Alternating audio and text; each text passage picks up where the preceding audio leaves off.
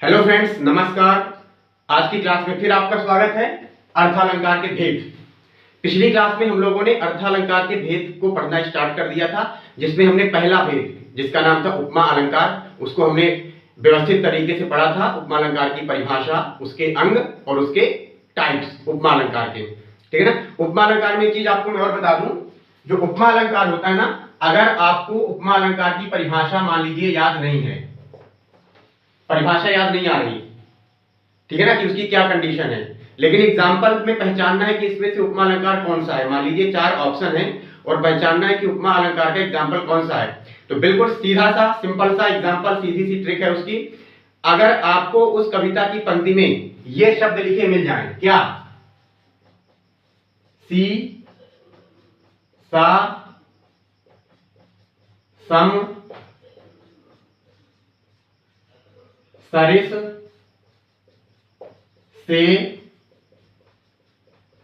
समान, ठीक है ना। अगर इतने शब्द आपको किसी भी पंक्ति में लिखे मिल जाएं, तो आप आंख बंद करके भी अगर लिख देंगे कि इसमें शायद उपमा अलंकार है इस पंक्ति में, तो वो 100% आपका सही माना जाएगा, क्योंकि उसमें उपमा अलंकार ही होगा। क्यों? क्योंकि ये सब क्या है, ये वाचक शब्द ही हैं, और यही शब्द है जो उपमा बताने का काम करते हैं, जो तुलना करने का काम करते हैं, या जो सादृश्यता या समानता बताने का जो काम करेंगे, वो यही शब्द रहेंगे, ठीक है ना। इन शब्दों के बिना सादृश्यता नहीं बताई जा सकती, है ना। तो ये सभी वाचक शब्द हैं। हमने पिछली क्लास में पढ़ा था ना, ये सब क्या कहलाते हैं, वाचक शब्द। तो ये वाचक शब्द ही हैं। तो जिस पंक्ति में वाचक शब्द आपको लिखा मिल जाए, क्या, सी सा सम सरिस से समान, इनमें से कोई भी शब्द अगर लिखा मिल जाए, तो आंख बंद करके भी आप उपमा अलंकार लिख दोगे, तब भी सही माना जाएगा। आंख खोल करके भी लिखोगे तब भी सही माना जाएगा, ठीक है। अब हम पढ़ते हैं इसका दूसरा टॉपिक, अर्थालंकार का दूसरा प्रकार। दूसरा प्रकार होता है, इसका दूसरा नाम है रूपक अलंकार। रूपक अलंकार। और इसका जो तीसरा टॉपिक होगा उसका नाम है उत्प्रेक्षा अलंकार। उत्प्रेक्षा अलंकार, इन दोनों को आज हम पढ़ेंगे, रूपक और उत्प्रेक्षा। तो ध्यान से देखिए दोस्तों, रूपक अलंकार क्या होता है। रूपक अलंकार जो होता है, इसमें भी उपमेय और उपमान रहेंगे, लेकिन उपमेय में उपमान का आरोप लगाया जाएगा इसमें, ठीक है ना। उपमा में क्या रहता था, समानता बताई जाती थी, तुलना की जाती थी, कंपेयर की जाती थी। इसमें कंपेयर नहीं करके आरोप लगाया जाएगा। आरोप कैसे लगाया जाएगा, मतलब ब्लेम करना, जबरदस्ती आरोप लगाना। आरोपी है नहीं वो, लेकिन हम जबरदस्ती किसी ना किसी सिमिलरिटी होने के कारण आरोप लगा देंगे, तो वो कहला जाता है रूपक अलंकार, ठीक है ना। एग्जाम मतलब इसकी परिभाषा क्या हो जाएगी, इसकी परिभाषा देखिए आप, उपमेय में उपमान का आरोप। उपमेय में उपमान का आरोप जहां पर लगाया जाए, उसको क्या बोलते हैं, रूपक अलंकार। अब आपने एक बहुत प्यारा सा भजन सुना होगा मीराबाई का, क्या, पायो जी मैंने राम रतन धन पायो, सबने सुना होगा। ये एग्जाम्पल को देखिए, उदाहरण, पायो जी मैंने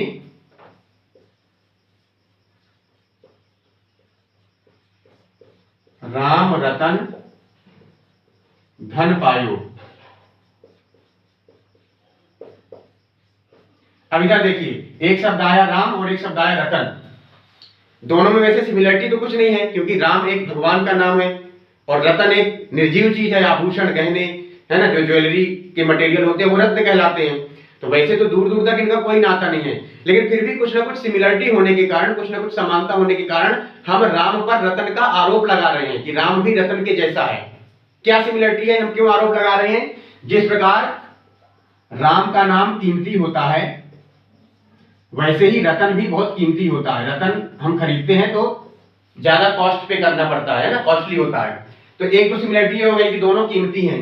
दूसरी सिमिलरिटी क्या है, जिस प्रकार राम की भक्ति को बहुत आसानी से नहीं पाया जा सकता, भगवान की भक्ति के लिए कुछ मेहनत, तपस्या, संघर्ष करनी पड़ती है, यानी इसमें क्या करना पड़ता है, राम को पाने के लिए मेहनत करनी पड़ती है। और रत्न कमाने के लिए भी, धन सोना चांदी कमाने के लिए भी हमें काम करके मेहनत करनी पड़ेगी, तब कहीं रत्न मिलेंगे। तो कीमती, दोनों कीमती हैं, दोनों में मेहनत की जरूरत है, ठीक है ना, संघर्ष की जरूरत है। तो इन दोनों सिमिलरिटी होने के कारण राम पर भी रतन का आरोप लगा दिया है मीराबाई ने कि मैंने एक ऐसा रत्न पा लिया है जो कोई आभूषण वाला या कोई धातु का नहीं है, वो राम के रूप में मैंने रत्न पा लिया है कि राम भी एक रत्न है। इसलिए जब हम इसका अर्थ करते हैं तो यही करते हैं कि मीराबाई जी कहती हैं कि मैंने राम रूपी रत्न पा लिया है, राम रूपी धन पा लिया है। इसलिए रूपक अलंकार पड़ा इसका नाम कि राम रूपी रत्न, रूपी से बना रूपक, है ना, आरोप लगा दिया। एक दूसरा एग्जाम्पल है, ये एग्जाम्पल हमारे गुरुजी ने लिखा है, जहां मैंने पढ़ा है जिस स्कूल में, वहां के हमारे गुरुजी थे, प्रिंसिपल थे, तो उन्होंने एक बहुत अच्छी प्रेयर लिखी थी बच्चों के लिए, जिसमें पूरी दिनचर्या थी। उसमें सुबह बच्चा उठ करके और शाम तक क्या करना चाहिए बच्चे को, उसकी दिनचर्या में उन्होंने एक पंक्ति ये भी लिखा था, क्या कि विद्या धन अनमोल रतन, विद्या धन अनमोल रतन, ठीक है। पंक्ति तो आगे भी है, विद्या धन अनमोल रतन हित दिन प्रति लगन लगत जावे, मात पिता की सेवा शिक्षा अनुशासन हित अति मन भावे, सद उपयोग समय का पल पल प्रतिदिन हम शाला जावे, आलस त्याग लक्ष्य साधन को तन मन अर्पित कर जावे। ये एक प्रेयर है पूरी। तो विद्या धन अनमोल रतन, अब यहाँ पर विद्या और धन यानी एक सरस्वती और एक लक्ष्मी। वैसे भी हम लोग सुनते हैं अपने बुजुर्गों से, दादा दादी नाना नानी से, कि लक्ष्मी और सरस्वती का 36 का आंकड़ा चलता है, मतलब दूर दूर तक कोई नाता नहीं है। जिसके पास सरस्वती होती है उसके पास प्रायः लक्ष्मी नहीं होती, जिसके पास लक्ष्मी होती है उससे सरस्वती रूठ जाती है। तो यहाँ पर विद्या धन, एक सरस्वती एक लक्ष्मी, ठीक है ना। विद्या क्या है? ज्ञान। धन क्या है? एक वस्तु है। तो दोनों का कोई नाता नहीं है। लेकिन यहाँ पर जो लेखक हैं, जो कवि हैं, उन्होंने क्या कहा है कि विद्या को भी एक कीमती धन मान लिया है, कि विद्या भी एक धन के समान है। यानी जैसे धन को लोग कमाते हैं वैसे विद्या भी कमाने की चीज है। जिस प्रकार लोग धन को महत्व देते हैं उस प्रकार विद्या को भी महत्व देना चाहिए। जिस प्रकार धन के बिना जिंदगी नहीं चल सकती, उसी प्रकार विद्या के बिना भी जिंदगी का गुजारा नहीं हो सकता। तो इस प्रकार विद्या और धन में इन तीनों चीजों की सिमिलरिटी होने के कारण विद्या पर धन का आरोप लगा दिया गया है कि विद्या रूपी धन, है ना, जो विद्या रूपी धन है वो एक अनमोल रत्न है, मतलब उसका कोई मोल नहीं है, बल्कि विद्या रूपी धन की एक अलग से एक स्पेशल क्वालिटी है। क्या कि सरस्वती के भंडार में बड़ी अजूबा बात, ज्यों खर्चे त्यों बढ़े बिन खर्चे घट जात। इस विद्या रूपी धन को आप जितना खर्च करोगे, जितना बांटोगे, जितना शेयर करोगे, उतना आपका बढ़ेगा, उतना आपका रिवीजन होता जाएगा। और अगर बिल्कुल ही खर्च नहीं करोगे, है ना, बिल्कुल दूसरों को शेयर नहीं करोगे अपनी जानकारी, अपनी विद्या, तो वो घटते घटते घटते जीरो, और जीरो से फिर माइनस में भी पहुंच जाएगी। तो ये तो मतलब लक्ष्मी से भी ऊपर है विद्या, ठीक है।